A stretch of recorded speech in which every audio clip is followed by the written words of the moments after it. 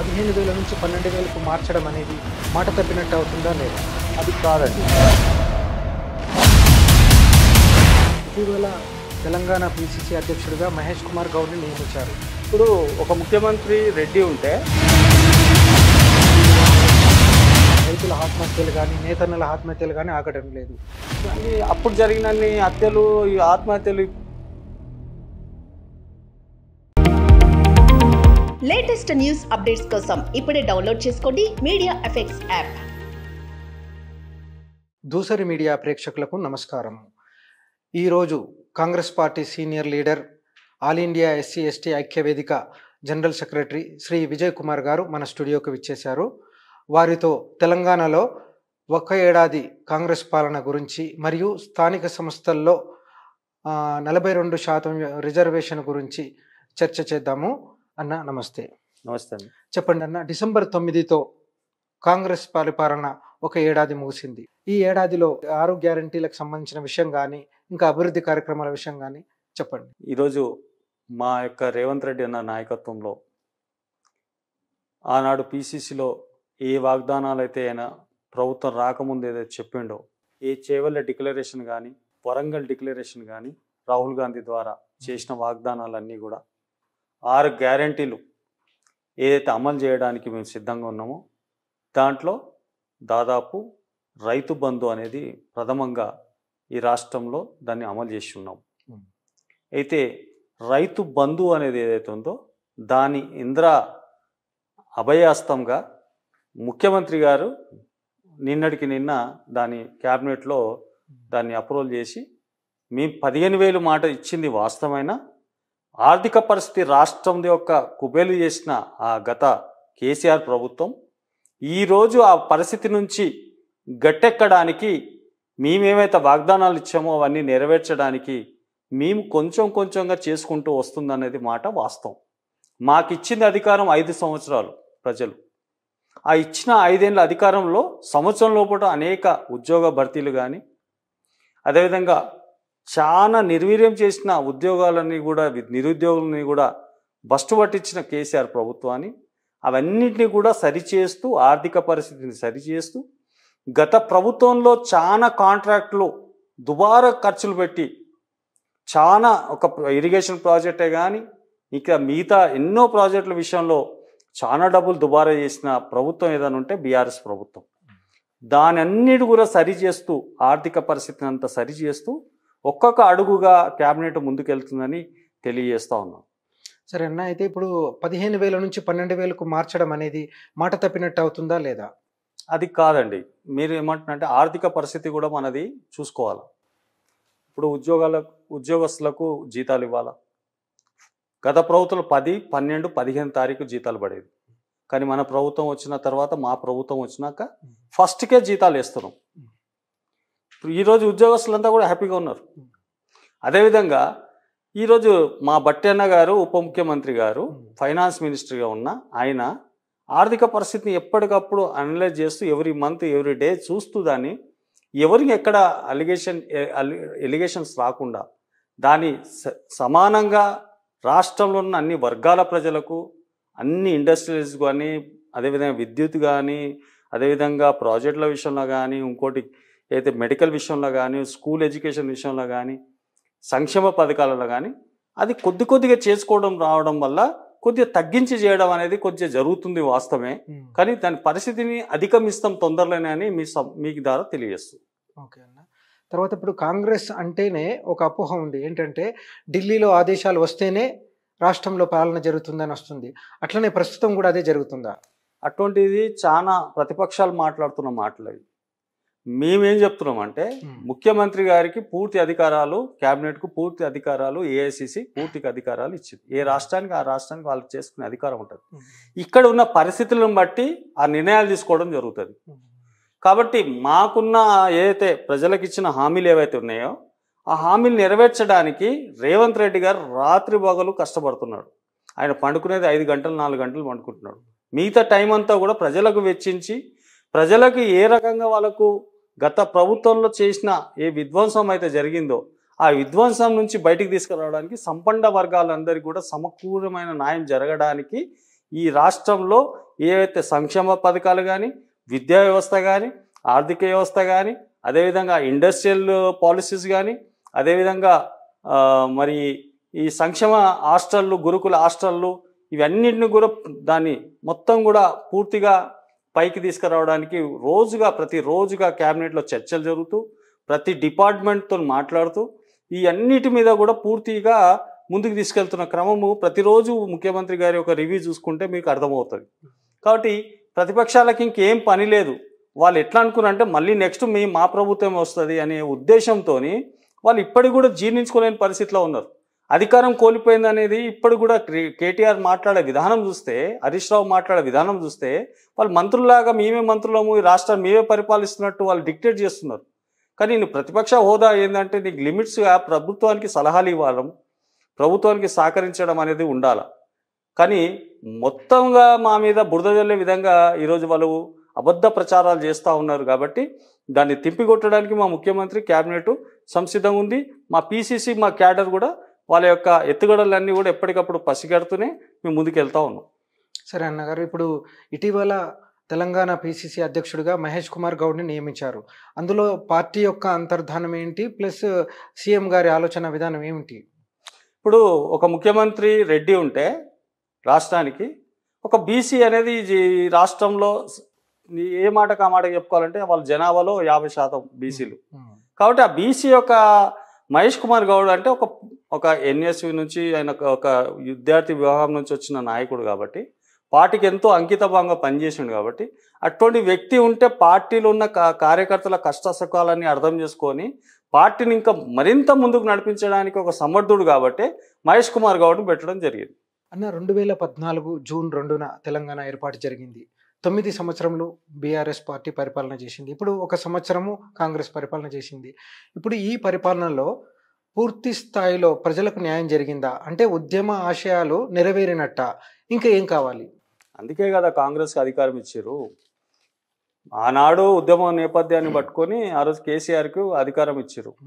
అధికారం కేవలం ఆ కుటుంబానికి పరిమితం చేసుకుంటూ, కేవలం ఆ కుటుంబంలో ఉన్న కూతురు, కొడుకు, అల్లుడు, వీళ్ళ కుటుంబమే పరిపాలించారు. కాబట్టి ఆ యొక్క పరిస్థితిని తెలంగాణ ఆశయంతో తెచ్చుకున్న తెలంగాణ, ఏ సోనియమ్మ గారు 1200 మంది బలిదానాలు ఏవైతే తెలంగాణలో జరిగినాయో ఆ బలిదానాలు చూడలేకనే ఒక రాష్ట్రం నష్టపోయినా పర్వాలేదు అని ఆంధ్ర ప్రాంతాన్ని వదిలేసి అయినా సరే తెలంగాణ ఇచ్చిన ఘనత మా సోనియమ్మ గాంధీ. కానీ ఆ సోనియమ్మ గారు ఇచ్చిన ఆశయాన్ని ఎక్కడ నెరవేర్చిండు కేసీఆర్? తన యొక్క జల్సాలు, ఆయన యొక్క విలాసవంతమైన లైఫ్ను ఒక ఈరోజు ప్రగతి భవన్ కట్టుకున్నాడంటే ఎన్ని వందల కోట్లతో కట్టుకున్నాడండి? 500 కోట్లు కేటాయించి కట్టుకున్నాడు. అంటే ఎవరి సొమ్ము? ఆయన ఫామ్ హౌస్కు ఆయన తిరగడానికి ఎన్ని వందల కోట్లు ఖర్చు అయినాయి ఆయన 10 సంవత్సరాలు తెలుసా? దాదాపు 250 కోట్లు కాలి ప్రయాణ ఛార్జెస్ అయినాయి ఆయనకు. అంటే ఈ రాష్ట్ర ప్రజలు పన్ను కడుతుంటే, ప్రతి రైతు పన్ను కట్టినా, ప్రతి పేదవాడు కష్టంతో రాష్ట్ర నిర్మాణం జరిగితే ఆ నిర్మాణం మీద వచ్చిన ప్రతి పైసా కూడా ఈ ప్రజలది. ఆ పైసలన్నీ కూడా నాశనం చేసింది. 1,00,000 కోట్లు మన ఈరోజు కాళేశ్వరం ప్రాజెక్టుకు పెట్టిండు. కాళేశ్వరం ప్రాజెక్టుతో ఎంతమందికి నీళ్ళు ఇచ్చినావయ్యా అంటే ఇప్పటిదాకా లెక్క లేదు. ఎన్ని ఎకరాలకు నీళ్ళు ఇచ్చినావు అంటే లెక్క లేదు. కానీ ఇవాళ అదే నువ్వు ఇవాళ మేడిగడ్డ అంతా కూడా కుంగిపోయింది కదా. ఆ రోజే మేము చెప్పాం, మా ప్రభుత్వం చెప్పింది ఏం చెప్పింది? అరే మీరు ఉసుక మీద కడుతున్నారు ప్రాజెక్టు, అది డిజైన్ కరెక్ట్ కాదు అంటే, ఆయన పెద్ద ఇంజనీర్గా, నేనే పెద్ద ఇంజనీర్గా చదువుకున్నాననే విధంగా ఆయన ఆ రోజు ప్రవర్తించి ఆ రోజు ఆ కాళేశ్వరం ప్రాజెక్టును డిజైన్ చేసిన విధానం చూస్తే ఈరోజు మనం నష్టపోయింది ఎవరు? ఈ రాష్ట్ర ఆర్థిక పరిస్థితి నష్టపోలే. ఆనాడు కాంగ్రెస్ అది ఎత్తి చూపించింది.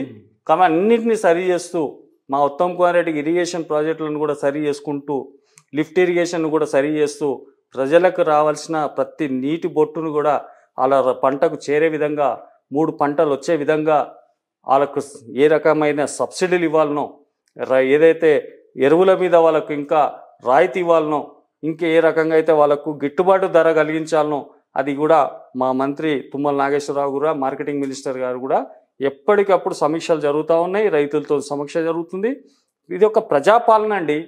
అప్పుడు జరిగింది దొరల పాలన, దొరల గడిలో జరిగిన పాలన అది. కానీ ఈరోజు రేవంత్ రెడ్డి నాయకత్వంలో ప్రజల పాలన జరుగుతుంది. ప్రజల్ని అడిగి మేము పాలిస్తున్నాం, ప్రజల్ని అభిప్రాయాలు తీసుకుంటున్నాం, ప్రజాస్వామిక వాదులందరూ కూడా ఇచ్చిన సలహాలు తీసుకొని ప్రభుత్వం నడుస్తుంది. కాబట్టి ఆయనకు మాకు చాలా వ్యత్యాసం ఉంది కదా. ఇది కాంగ్రెస్ అంటే. ఓకే అన్న, కాంగ్రెస్ అయినా సరే బీఆర్ఎస్ అయినా సరే రైతుల ఆత్మహత్యలు కానీ నేతన్నల ఆత్మహత్యలు కానీ ఆగడం లేదు. దీనికి సంబంధించి ప్రభుత్వం దగ్గర ఎలాంటి చర్యలు ఉన్నాయి? కానీ అప్పుడు జరిగినన్ని హత్యలు ఈ ఆత్మహత్యలు ఇప్పుడు జరగట్లేదు. ఎందుకంటే అప్పుడు జరిగినవి గాలికి వదిలేసిండు, పరిపాలన అంతా కూడా గాలికి వదిలేసి ఆయన విచ్చలవిడిగా చేసిండు. కాబట్టి ఆ రోజు చాలా విధ్వంసం జరిగింది. ఈరోజు మేము రైతు సంఘాలు, ప్రతిపక్షాలు, ఎవరైతే రైతులు ఉన్నారో వాళ్ళందరితో మాట్లాడుతూ ఉన్నారు. ఎక్కడికక్కడ మీ సమస్యలు ఉన్నా మా ప్రభుత్వానికి తెలియజేయచ్చు. ఆన్లైన్లో కూడా మీకు ఏ ఇన్ఫర్మేషన్ కావాలన్నా, మీకు ఎటువంటి సహకారం కావాలన్నా, మీ లోన్స్ కానీ ఒక్కసారి రుణమాఫీ చేసిన ఘనత ఎవరికైనా ఉందండి? గతం కేసీఆర్ గారు ప్రకటించారు, రుణమాఫీ చేసిండా? వస్తేనే వాళ్ళ రుణమాఫీ చేయడం జరిగింది కదా మన రేవంత్ రెడ్డి ప్రభుత్వం. కాబట్టి ఇవన్నీ విషయాలు కూడా చాలా ప్రజలు కూడా చాలా జాగ్రత్తగా గమనిస్తూ ఉన్నారు. 1 year ఎందుకంటే ఇప్పటికి ప్రజల్లో ఎక్కడ కూడా తిరుగుబాటు అనేది లేదు. ప్రజలు ఎందుకంటే ప్రజాపాలన జరుగుతుంది. ప్రతి కులాన్ని, ప్రతి కుల వృత్తులను అందరినీ గౌరవించుకుంటూ ముఖ్యమంత్రి గారు ముందుకెళ్తా ఉన్నారు. ఇప్పుడు గత ప్రభుత్వ వైఫల్యాల గురించి మీరు ఇంతకుముందు చెప్పారు. సో మరి వారి పట్ల ఎటువంటి చట్టపరమైన చర్యలు తీసుకుంటున్నారా? ఇప్పుడు మిషన్ కాకతీయ, మిషన్ భగీరథ లాంటి కార్యక్రమాలు జరిగినాయి, వాటిని ఏమన్నా కొనసాగిస్తున్నారా? ఏం చేస్తున్నారు? కాళేశ్వరంలో జరిగిన అవినీతి 1,00,000 కోట్లు అనేది మేము ఆనోడ్ను చెప్తూనే ఉన్నాం. అయినట్టు లేదు 1,00,000 కోట్లే ఖర్చు కాలేదు అంటాం. మేము అవినీతి 1,00,000 కోట్లు ఎక్కడ చేసినాం అంటాం. లెక్కలతో సహా మా దగ్గర అధికారులు మాకు ఇస్తున్నారు కదా, మీరు ఎంత అవినీతి చేసారు అనేది. దాన్ని ఏమన్నా చట్టపరంగా నిరూపించబోతున్నారా? 100%. దానికి మేమేమంటున్నాం, చట్టాన్ని లోబడే ఏదైనా చర్యలు ఉంటాయి వాళ్ళ మీద. మా వ్యక్తిగతమైన కక్షలు, అటువంటి రాజ్యాంగబద్ధంగా ఎలక్ట్ అయిన మా ముఖ్యమంత్రి, మంత్రులు రాజ్యాంగబద్ధానికే లోబడి ఉండి పనిచేస్తారు. మాకు వ్యక్తిగతంగా ఎవరు మేము. కానీ ప్రజల సొమ్మును హరించి మీరు జలసాలు చేసి ఈ రాష్ట్రాన్ని అంత కుబేలు చేసిన మిమ్మల్ని అంత ఈజీగా వదిలేది పరిస్థితి లేదు. ఇవాళ ఏసీబీ ద్వారా నీకు చిన్న సమన్స్ ఇస్తే నువ్వు డైరెక్ట్గా ఎదుర్కోలేక నీకు ఇవాళ మీ అడ్వకేట్స్ కావాలంటావు, నాకు భయం ఉందంటావు. మరి గతంలో మా ముఖ్యమంత్రి గారిని కేవలం చిన్న ఒక ట్రోన్ ఎగిరేసినందుకు తీసుకెళ్ళి జైల్లో పెట్టినావు. జైల్లో పెట్టి ఎక్కడ పెట్టినావు నువ్వు? ఆడ బిడ్డ పెళ్లి ఉన్నా కానీ కనీసం పెళ్లికి కూడా నువ్వు ఎంగేజ్మెంట్ కూడా అలౌ చేయకుండా జైల్లో పెట్టినావు, బెయిల్ రాకుండా చేసినావు. అంటే ఇంత కక్ష సాధింపు చర్య మీది. అంటే దానికి రివర్స్గానే ఇప్పుడు కాంగ్రెస్ పార్టీ కూడా కక్ష సాధింపు సాధిస్తుందా? 100% అటువంటిది ఏముండదు. ఎందుకంటే ఇది చట్టపరంగానే వీళ్ళు శిక్షించడం జరుగుతుంది. ఇలా ఏదైతే వెహికల్స్ నువ్వు ఇలా 49 కోట్లు ఏదైతే నువ్వు ఇష్టానుసారంగా క్యాబినెట్లో అప్రూవల్ లేకుండా అధికారులకు తెలియకుండా నువ్వు డబ్బులు ఏవైతే విదేశాలకు పంపించినావో దాని మీదే కదా విచారణ. దీని మీద కాకుండా ఇంకా నువ్వు అనేకమైన నీ మీద ఆరోపణలు ఉన్నాయి. నువ్వు ధరణి తీసుకొచ్చి కేసీఆర్, కేటీఆర్, హరీష్ రావు వీళ్ళంతా ఇష్టానుసారంగా మొత్తం తెలంగాణ ప్రాంతంలో హైదరాబాద్ చుట్టూ ఉన్న ప్రతి 25,000 ఎకరాలు వీళ్ళు ల్యాండ్ బ్యాంక్ చేసుకున్నారు. అవన్నిటి మీద కూడా విచారణ జరుగుతుంది. అందుకే మేము ధరణిని రద్దు చేసినాం. ధరణిని రద్దు చేసి ఈరోజు భూమాత అనే పొట్టలు తీసుకొచ్చాం. కాబట్టి దీన్ని ఖచ్చితంగా మేము ఏవైతే వీళ్ళు అక్రమాలు చేసిరో, పక్కదారి పట్టించిరో, ఎస్సీ, ఎస్టీ, బీసీ, మైనార్టీ వర్గాల యొక్క హక్కులను హరించిరో అవన్నిటి మీద కూడా విచారణ జరుగుతుంది. కాబట్టి దాని మీద తప్పకుండా న్యాయపరమైన వాళ్ళకు ఎదుర్కోవాల్సిన అవసరం ఉంటుంది. తప్పకుండా వాళ్ళు ఎదుర్కోవాలి. ఇప్పుడు హైడ్రా ఏర్పాటు ద్వారా కేటీఆర్పై కక్ష సాధింపు సాధిస్తున్నట్టుగా అనిపిస్తుందా? హైడ్రా అంతా కూడా ఇప్పుడు చెరువులు అండి. హైదరాబాద్లో దాదాపు నిజాం కాలం నుంచి మనం చెప్పుకుంటే హైదరాబాద్ చుట్టుపక్కల ఉన్నట్టు 400 చెరువులు అని పోయి కేవలం ఒక 30-40 చెరువులు మిగిలిపోయినాయి. మిగతా 370 చెరువులు ఎక్కడ పోయినాయి? కాబట్టి వీళ్ళు వచ్చిన తర్వాతనే చాలా అక్రమాలు జరిగినాయి. కాబట్టి దాని మీద విచారణ జరుగుతుంది. ఎక్కడెక్కడైతే చెరువులు కబ్జాలు చేసిరో, ఎవరెవరు చేసిరో దాని మీద కూడా పూర్తి స్థాయిలో నివేదిక రాబోతుంది. వచ్చిన తర్వాత ఎవరు ఆక్రమించుకున్నారో వాళ్ళ మీద ఇప్పుడు కేసులు జరుగుతుంది. సిరిసిల్లలో మొన్న చూశారు మీరు, ల్యాండ్ పాస్బుక్లు తీసుకొని వాళ్ళు బ్యాంకులలో పెట్టుకొని డబ్బులు లేపుకున్నారు, రైతు బంధు తీసుకున్నారు.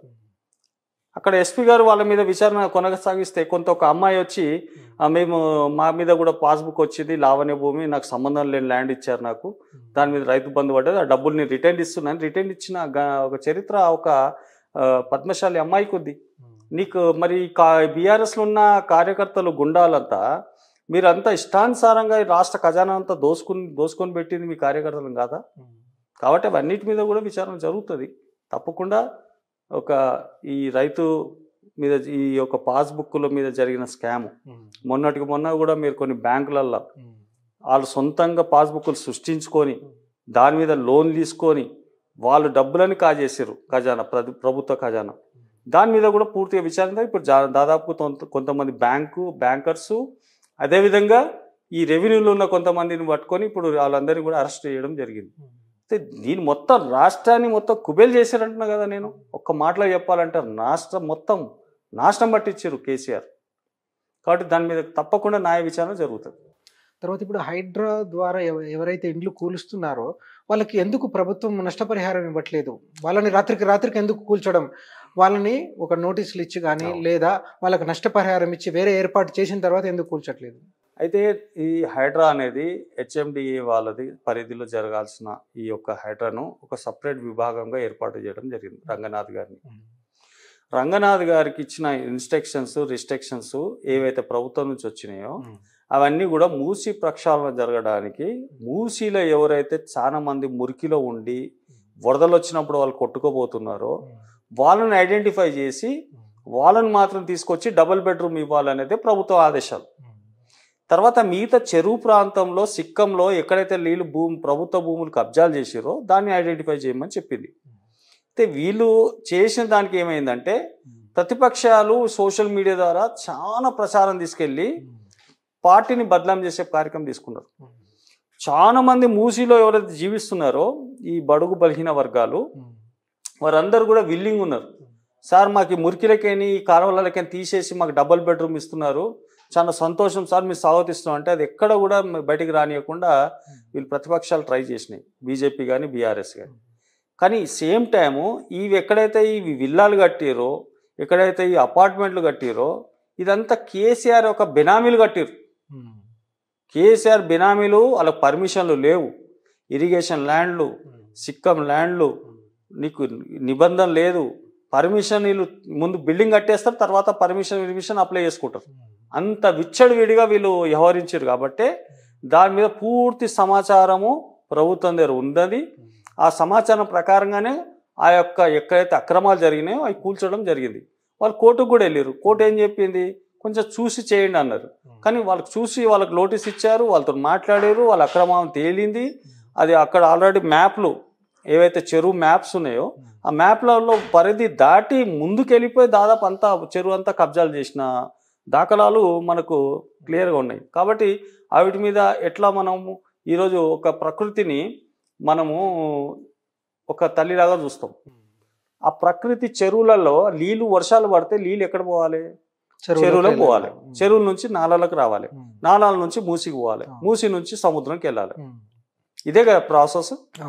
ఆ ప్రాసెస్ను బ్రేక్ చేసి చెరువులన్నీ నీళ్ళు కబ్జాలు చేసుకుని ఇల్లు కట్టుకుంటే, నాలాలని కబ్జాలు చేసి ఇల్లు కట్టుకుంటే మరి ఆ నీళ్ళన్నీ ఎక్కడ పోతాయి, పేదవాని ఇంటికి పోతాయి. ఎందుకు వీళ్ళు పెద్ద పెద్ద హైట్ చేసుకొని హైట్లో కట్టుకుంటే మిగతా పేదవాళ్ళ ఇల్లు ఉన్న స్లమ్లకు నీళ్ళు పోతాయి. ఆ ఇంట్లో ఉన్నాయన్నీ మునిగిపోవాలి, వాళ్ళ నరకయాత్రను అనుభవించాలి, వాళ్ళ పిల్లల చదువులొద్దు, రోగాలు అనారోగ్యాలు రావాలి.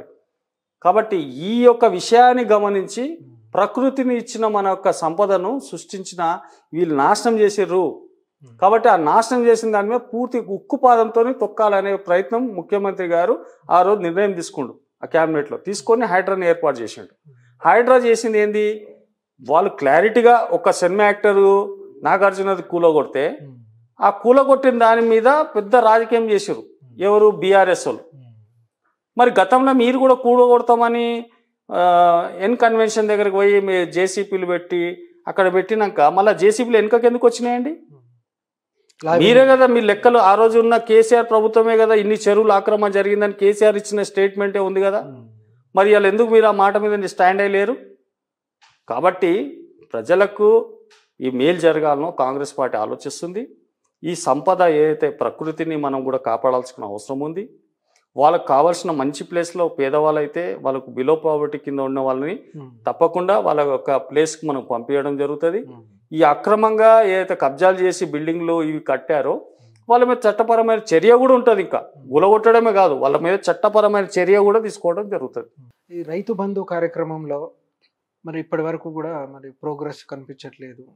ఎందుకు ప్రోగ్రెస్ లేదు? రైతు బంధు ఇచ్చాము, అది ఎన్ని లక్షల కోట్లు ఇచ్చామండి? పూర్తి స్థాయిలో ఇవ్వలేదుగా. అంటే నేను అదే చెప్పాను మొదట్లో. నేను ఏం చెప్తున్నాను, ఆర్థిక పరిస్థితిని ఏదైతే నాశనం చేసిపోయింది ప్రభుత్వం, దాన్ని సరి చేసుకుంటూనే వాళ్ళకి ఇస్తా ఉన్నాం.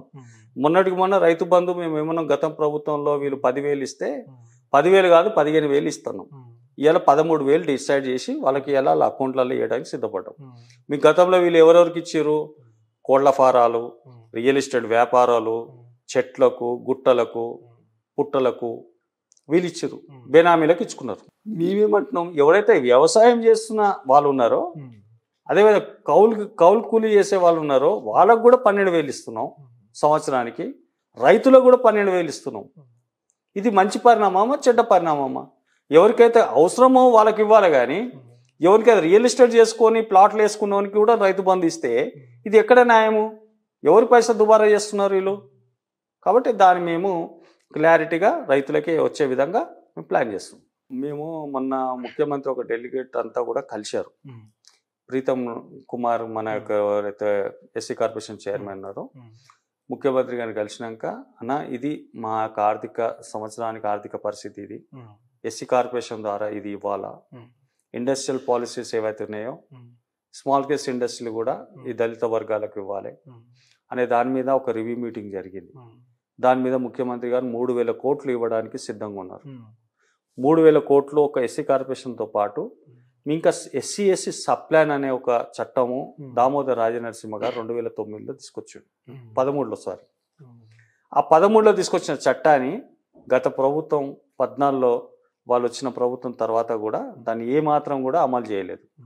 కాబట్టి దాని మీద కూడా ముఖ్యమంత్రి గారు మరి ఒక అదేవిధంగా దామోదర్ రాజనరసింహ మంత్రివర్గంతో అందరితో డిస్కస్ చేసి ఈ ఎస్సీ సప్లాన్ను కూడా మనం ఎలా ఖర్చు చేయాలి, ఎలా దానికి గ్రాంట్ తీసుకురావాలి, ఎట్లా మనం దానికి ప్రజలకు చేరువ తీసుకురావాలి, దాని స్కీమ్ యొక్క పూర్వ పరిసరాలు ఎట్లా చేయాలి అనేది ఈ రీసెంట్లీనే ఒక మీటింగ్ జరిగింది. కాబట్టి దాని మీద కూడా సంపూర్ణమైన మద్దతుతోని ముఖ్యమంత్రి గారు రేవంత్ రెడ్డి గారు క్లియర్గా ఉన్నారు. మంత్రిమండలి కూడా తనకి క్లియర్గా గ్రీన్ సిగ్నల్ ఇచ్చింది. కాబట్టి దాని తక్షణమే అమలు జరుగుతుందని కూడా తెలియజేస్తుంది.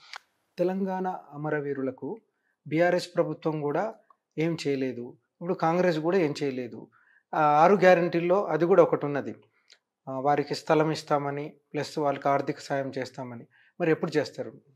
ఈ వచ్చే ఇది సంక్రాంతి తర్వాత తప్పకుండా ఈ యొక్క అమరుల కుటుంబానికి ప్రభుత్వం ల్యాండ్ కేటాయించడం కానీ ఆర్థిక సాయం కానీ, వాళ్ళ కుటుంబంలో ఎవరైనా ఎలిజిబుల్ ఉంటే ఉద్యోగం ఇచ్చే ప్రక్రియ కానీ ఈ ప్రభుత్వం కూడా గతంలో కూడా వాళ్ళు కొంత ఎంతో చేసారు, చేయలేదని కాదు, బీఆర్ఎస్ కూడా చేసింది కేసీఆర్. కానీ మేము కూడా ఇంకా అదనంగా చెయ్యాలి, వాళ్ళు చేసి మనకు సన్మానించుకోవాలి, వాళ్ళు గౌరవించుకోవాలనే ఉద్దేశం రేవంత్ రెడ్డికి ఉంది, అది చేస్తారు. ఇటీవల ఒక సినిమా థియేటర్లో జరిగిన సంఘటన పట్ల ముఖ్యమంత్రి గారు స్పందించారు. కానీ అదే సమయంలో ఇప్పుడు గురుకులాల్లో పిల్లలు చనిపోయారు, ఇలాంటి వాటి పట్ల ఎందుకు మరి పూర్తి స్థాయిలో స్పందించట్లేదు? మీరు దీని మీద క్లారిటీగా మీరు మంచి ప్రశ్న ఎత్తారు. సినిమా యాక్టర్లు అంటే హీరో సినిమా వరకే బాగుంటుంది, నిత్య జీవితంలో హీరోయిజం పెడితే చట్టం దాని పని తను చేసుకుంటూ పోతారనే నిదర్శనం మా రేవంత్ రెడ్డి గారు ప్రూవ్ చేశారు. ఇంత పెద్ద హీరో, ఇంత ఫాలోయింగ్ ఉన్నది ఆయనకు, మాస్ ఫాలోయింగ్ ఉంది ఆయనకు. అయినా సరే ఆయన చేసిన దాని తప్పును ఆయనకైనా ఒప్పుకుంటాడు చేసి ఈరోజు చట్టం తన పని చేసే విధంగా అతన్ని అరెస్ట్ చేయడం జరిగింది. ఓకే, సేమ్ టైం గురుకులలో ఎక్కడైతే ఈ ప్రయోగాలు జరుగుతున్నాయో, ఫుడ్ పాయిజన్ ఇవన్నీ జరుగుతాయి, దాంట్లో కూడా కుట్రకోణం ఉంది. ఆ కుట్రకోణం అనేది కూడా తొందరలో బయటకు వస్తుంది. కాబట్టి ముఖ్యమంత్రి గారు దీనికి ఒక విద్యా కమిషన్ వేసిండు. దానికి ఒక ఐఏఎస్ ఆఫీసర్ను, మన తర్వాత ఒక కాంగ్రెస్ మా తమ్ముడు చాడగొండ వెంకటేష్ కమిషన్ మెంబరు, ప్రతి గురుకులు పాఠశాలకు వెళ్తున్నారు వీళ్ళు, అక్కడ ఇన్స్పెక్షన్ చేస్తున్నారు, అక్కడ స్థితిగతులను అంతా పరిశీలిస్తారు. గతంలో చేసిన వీళ్ళు విధ్వంసం ఏదైతే వాళ్ళకు అక్కడ ఫెసిలిటీస్ లేవో అదనంగా వాళ్ళకు కాస్మెటిక్స్ ఇవి ఫుడ్ కానీ ఇంకా అన్నిట్లో కానీ గతంలో ఉన్న రేట్ కన్నా ఇప్పుడు రేట్లు ఎక్కువ పెంచండి ముఖ్యమంత్రి గారు. ఆ డిసిషన్ కూడా తీసుకుని అది బయటికి రావట్లేదు. అది చెప్పాలి మేము అసలు యాక్చువల్లీ. అయితే ప్రభుత్వం వాళ్ళందరి పిల్లలకు కూడా మంచి మెరుగైన మంచి బట్టలు, ఫుడ్డు, అదేవిధంగా పుస్తకాలు, వాళ్ళకు ఉండాల్సిన వసతుల విషయంలో ఈ యొక్క కమిషన్ పూర్తిగా జాగ్రత్తలు తీసుకొని వాటి మీద పూర్తి నివేదిక ఎప్పటికప్పుడు ప్రభుత్వానికి అందజేస్తూ ఉంది. కాబట్టి దాని మీద ఇంకా కొన్ని రోజులనే ఇటువంటి సమస్యలన్నీ కూడా తొలగిపోతాయి. తర్వాత ఎస్సీ సబ్ ప్లాన్ నిధులు గత ప్రభుత్వం ఎలా ఉపయోగించింది, ప్రస్తుతం కాంగ్రెస్ దాంట్లో ఏం చేస్తుంది? అది ఇందాక చెప్పాను కదా, అదొక ముఖ్యమంత్రి గారు ఆల్రెడీ చర్చలు జరిగినాయి దీని మీద. పూర్తిగా క్లారిటీ వచ్చిన తర్వాత దాని మీద దాదాపు 1000 కోట్ల బడ్జెట్ ఫస్ట్ విడతగా రిలీజ్ చేయాలి. ఈ ఎస్సీ సప్లాన్ నిధులతో ఖర్చు చేసేదంటే ఇప్పుడు విదేశాలకు వెళ్ళి చదువుకునే పిల్లలు వాళ్ళ విద్యా 20 లక్షల రూపాయలు అక్కడ డిపాజిట్ చేయడానికి ప్రభుత్వమే దీని నుంచి కేటాయిస్తుంది ఉన్నత చదువు చేయడానికి విదేశాలకు వెళ్ళి.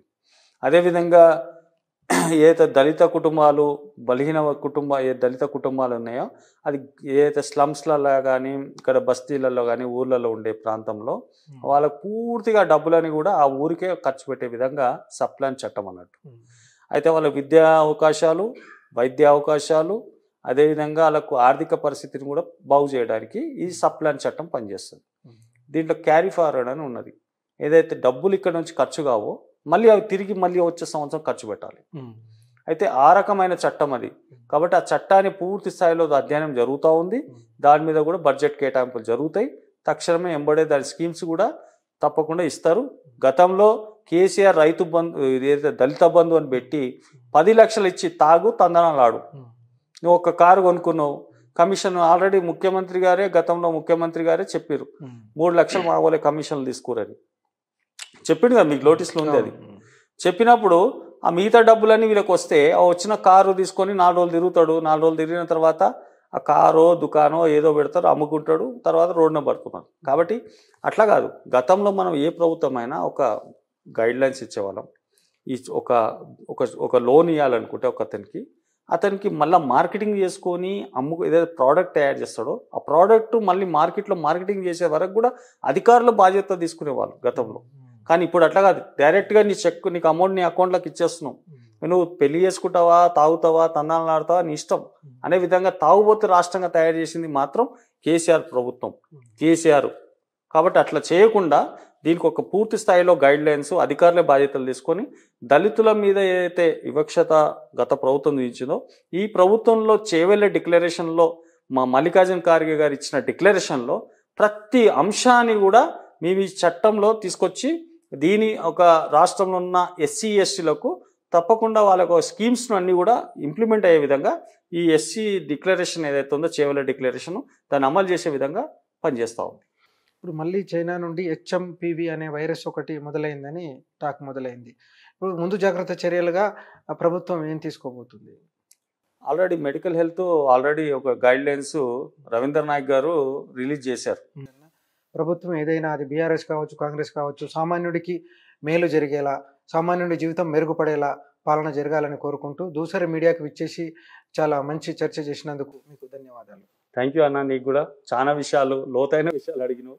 దూసరి మీడియాకు ప్రత్యేకమైన ధన్యవాదాలు తెలియజేస్తూ కొత్త సంవత్సరంలో అద్భుతమైన ఇంటర్వ్యూలు ఇంకా జరిపి సమాజంలో ఉన్నట్టు అన్ని విషయాలు బయటికి తీసుకొచ్చే విధంగా ఛానల్ ఎదగాలని, ప్రజల పక్షాన నిలబడాలని కోరుతూ ధన్యవాదాలు.